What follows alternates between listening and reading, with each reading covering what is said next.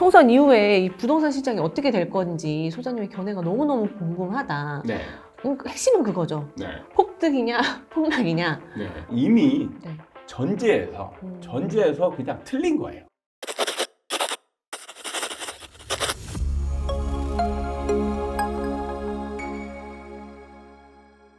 반갑습니다. 아파트 사이클 연구소 소장 이현철입니다. 배짱입니다. 반갑습니다. 네. 네. 저번 주에 총선이 있었죠. 네. 4월 10일 날 총선이 있었고 민주당의 압승이었습니다. 네. 그래서 많은 분들이 지금 요즘 유튜브 나오는 거 썸네일 보셨나요? 총선 이후 부동산은 이런 전망에 대한 네. 영상들이 많이 나오는 것 같고 저희 영상에도 많은 댓글이 달리고 있어요. 네, 네, 소장님이 이제 총선 이후에 이 부동산 시장이 어떻게 될 건지 소장님의 견해가 너무너무 궁금하다. 네. 핵심은 그거죠. 네. 폭등이냐 폭락이냐. 네. 좀 소장님 의견을 좀 달라. 이래서 저희도 지금 그런 영상을 찍으려고 하는데요. 네. 어떻게 될까요, 소장님? 참 어떨 때 보면 답답해요. 왜냐하면 제가 사실은 크게 총선이 부동산 시장에 크게 영향을 그렇게 많이 못 준다 네. 라는 얘기를 미리 영상으로 찍었었거든요. 네. 그리고 다 봤을 거 아니에요. 네. 안 본 사람들이 이제 물론 좀 일부 있겠지만 그런 분들이 질문을 하는 거는 뭐 나름 이제 이해할 만한데 본 분들이 또 이렇게 계속 물어본다라는 거는 제가 학습 효과가 1도 없다라고 했잖아요. 이런 측면인 거예요. 근데 소장님 보면요, 결과를 보면 네. 이게 압승이란 말이죠. 민주당이 175석이에요. 네. 근데 이 야당이 이제 또 대다수를 가다 보니까 또 한간에 그런 것도 있잖아요. 민주당이 정권을 잡았을 때 뭐 폭등한다. 네. 뭐 이런 식으로 되면서 문정부 때처럼 다시 폭등하는 게 아니냐. 예. 이런 얘기도 들리고 있거든요. 네, 네. 그래서 좀 다르지 않나 이번에는. 뭐 이런 생각도 하는 것 같거든요. 네. 그 부분은 제가 볼 때는 네. 정말 자기들이 보고 싶은 방향만 보고 있는 게 아니냐 이런 생각이 드는데 자기가 주장하는 논리가 맞으려면 그거와 일관성 있는 그리고 근거가 정확해야 되거든요. 네. 근데 여기에서 가장 오류는 뭐냐면 정부예요. 정부. 지금 정부는 윤석열 정부예요. 그러니까 지금은 총선이잖아요. 네. 총선의 결과가 민주당이 압승을 했을 뿐이지 네. 정부는 윤석열 정부다 이거예요. 그러니까 지금까지 예를 들어 그냥 결과적으로 그 진보 진영이었을 때 폭등을 했다. 그게 노무현 정부 때 이제 문재인 정부 때 이제 부동산이 폭등을 했단 말이에요. 그거를 어떻게 보면 이제 원인으로 잡았을 때 그렇게 된다라고 한다면 정부잖아요, 정부. 네. 그럼 민주당 정부여야 되는 거죠. 그게 뭐냐면 대통령이 민주당 출신이어야 되는데 네. 지금은 그게 아니고 정부는 윤석열 정부다. 그리고 총선에서 그냥 민주당이 압승한 것뿐이다. 그래서 이미 네. 전제에서 그냥 틀린 거예요.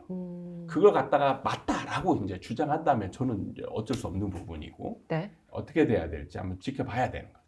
우리가 그럼 정부는 민주당이 아닌 윤석열 정부다 네. 말씀하셨는데 그러면 이 총선의 결과로선 그럼 아무 상관이 없는 거냐? 네. 이렇게 또 그럼 생각을 해야 되는 걸까요? 사실 뭐 아무 상관이 없다 이렇게 보기는 어렵지만 사실 잘 보시면 왜 정부가 중요하냐? 부동산에 정부가 영향을 준다 라고 보는 거는 가장 주안점은 뭐냐면 정책이거든요. 부동산에 관한 정책.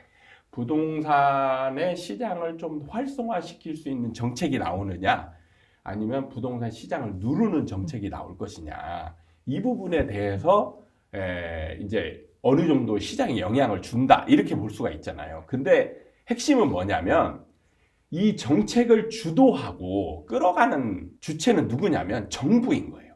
네. 정부가 어느 정도 뭔가를 계획을 세우고 이런 법안을 내오고 그럼 이 법안을 통과시켜 주세요 라고 국회에다 제안을 한다는 거예요. 그러면 국회에서 이게 각 진영별로 이거는 내 입장하고 동일해 라고 한다면 찬성표를 던질 것이고 이게 나는 좀 별로야 라고 한다면 반대표를 던지겠죠. 네. 근데 진영이 다르잖아요. 그러면 아무리 의석수가 많아도 자기 중심적으로 법안을 막 내릴 수가 없는 거예요. 왜냐하면 정부가 그 주도권을 쥐고 정책을 흐름대로 만들어 가기 때문에 그냥 약간은 수동적인 개념이다. 이렇게 보는 게 맞을 거예요. 그러니까 총선에서 내놓는 사실 공약이나 이런 거는 크게 중요한 게 아니라는 거예요. 소장님 말씀하신 게 이 정부가 중요한 게 정책 때문에 중요하다 말씀하셨는데 네. 이 윤석열 정부에서 내세운 공약들도 있고 뭐 얘기를 들어보면 뭐 종부세, 뭐 재건축 초과이익 부담금, 뭐 임대차 3법 폐지할 것이다 네. 이렇게 얘기를 했는데 지금까지 뭐 별다른 변화는 딱히 없었잖아요. 네. 근데 지금의 이 총선 결과로 인해서 지금 힘을 더 못 받는 게 아니냐 이런 건 더 이제 더뎌지지 않냐 네. 이런 얘기도 좀 있을 것 같은데 이런 부분은 그럼 어떻게 봐야 될까요? 그쪽으로 방향이 쏠릴 가능성이 조금 더 확률이 높다라고 보는 게 맞겠죠. 그러니까 총선의 결과를 놓고 두 가지 견해가 이제 상반적으로 나오는데 하나는 진보 진영이 어떻게 주도권을 잡고 정권을 잡았을 때는 폭등한다. 그 부분에 대해서는 이미 전제가 틀렸기 때문에 틀린 거고. 네. 그다음에 이제 민주당이 그 다수 의석을 차지하고 있기 때문에 이제 정부의 정책에 제동을 걸 것이다. 이런 부분에 대해서는 어느 정도 합리적인 추론이 가능한 부분이라는 거죠. 뭐냐면 지금 총선이 이제 진행이 되면서 그 앞서서 보통 보면 이제 그 국민의힘 쪽에서 정부와 이제 어느 정도 그 뭐랄까 합의점을 가지고 부동산 시장을 조금 더 이렇게 뭔가 부양할 만한 그래서 각 지역별로는 뭐가 가장 주된 공약이었냐면 재개발 재건축을 빨리 쉽게 추진하겠다라고 막 다들 그렇게 부르짖는 사람들이 많았고 그 다음에 이제 총선이 선거에 임박해가지고 또 나왔던 게 편입 경기도의 서울 맞아요. 편입 네. 그래서 김포를 시작으로 해가지고 주변에 붙어있는 지역들이 이제 서울로 너도 나도 편입을 시켜줘라. 그래서 국민의힘 쪽은 서울 편입을 강하게 드라이브를 걸겠다. 근데 민주당 쪽에서는 좀 그런 거는 심도 있게 고민을 해봐야 될 문제다. 이렇게 이제 했었잖아요. 네. 근데 이게 대부분은 다 문제가 뭐냐면 법안을 입안을 해야 되는 부분이라는 거죠. 그러니까 정책이라는 게 시행령으로 처리해야 될 부분이 있고 그 다음에 법안으로 입안을 해야만 진행이 되는 부분들이 있는 거예요. 근데 지금 남아있는 법안들, 규제나 이런 것들은 대부분 이제 법안이에요, 법안. 그러니까 시행령으로 풀만한 거는 거의 다 풀었다는 거예요. 그러니까 대표적인 사례가 이제 둔촌주공이었잖아요. 네. 둔촌주공 때 그 전매 제한을 시행령으로 이제 완화를 했는데 실거주에 대한 부분에 있어서는 법안을 해야 되는데 법안이 통과가 안 되니까 전매 제한을 풀어놓고 막 뭔가 사람들이 활성화해서 뭔가 거래를 하려고 했던 사람들이 실거주 제한에 막혀가지고 아무것도 못하더라. 그러니까 재건축 재개발도 마찬가지라는 거죠. 재개발 그게 재초안이라든지 이런 것들이 이제 다 법안. 그 다음에 이제 남아있는 취득세, 중과라든지 이런 것들이 다 법안으로 처리돼야 될 부분이기 때문에 민주당에서 이거를 그동안에 문재인 정부 때 민주당 정부와 국회에서 규제로 이렇게 해왔던 거잖아요. 네. 그렇기 때문에 그 윤석열 정부가 추진하려고 하는 방향대로 이렇게 쉽게 동의해주기가 쉽지 않냐 이렇게 추론을 해볼 수 있는 거죠. 그럼 반대로 이 민주당 쪽에서 내세운 것들을 좀 보면 네. 전체적으로 약간 대출에 관한 얘기예요. 대출을 좀 많이 해주게 하고 이자도 좀 많이 좀 감면하게끔 해주고 이런 식으로 좀 얘기를 많이 했단 말이에요. 네. 그래서 이런 쪽으로 봤을 때는 그러면 또 어떤 식으로 또 영향을 미칠지 궁금해하실 것 그러니까 같거든요. 대출 같은 경우는 사실 상품이나 이런 거를 정부나 금감원 쪽에서 이렇게 만들 수가 있잖아요. 그래서 뭐 요즘은 이제 신생아, 그 다음에 그 전에는 특례보금자리로 뭐 이런 것들을 상품을 만들어내기 때문에 구체적으로 대출에 관한 상품들을 만들어내는 게 민주당 쪽이 아니고 그것도 국민의힘이나 아니면 정부 쪽에서 한다는 거죠. 그리고 그런 거를 이제 해주면 반대는 하지 않겠다 이런 식으로 가지 민주당에서 주도적으로 대출에 막 좋은 거를 막 만들어내고 이렇게 할 가능성은 쉽지 않다라는 거예요. 그리고 어떻게 보면 지금 민주당은 대출이 막 늘어나는 거를 제가 볼 때는 반대하는 측면이 더 크다라고 보거든요. 왜냐하면 지금 국가 부채가 네. 총선 전에 발표한 게 숨겨져 있는 부채가 있는 게 아니냐라고 이제 의심했다가 지금 현실화되고 있잖아요. 그래서 봤더니 국가 부채가 지금 어마어마하다더라. 역대급이다. 네. 그러면 지금 국가가 불안해지는 거잖아요. 위기로 가고 있는 거잖아요. 여기서 대출을 늘리면 더 망하는 거죠. 망하는 쪽으로 가는 거잖아요. 네. 그거를 민주당이 사실 나서서 주도할 정부도 아닌데 가능성이 별로 없잖아요. 네. 네, 그러니까 대출을 더 늘리려고 노력할 가능성도 사실 그렇게 많지 않아 보입니다. 그리고 좀 전체적으로 좀 종합해 보면 이 지금 총선으로 민주당이 좀 175석 많은 의석을 차지했는데 반대로 또 정부는 윤석열 정부이기 때문에 이게 사람들이 좀 헷갈릴 것 같아요.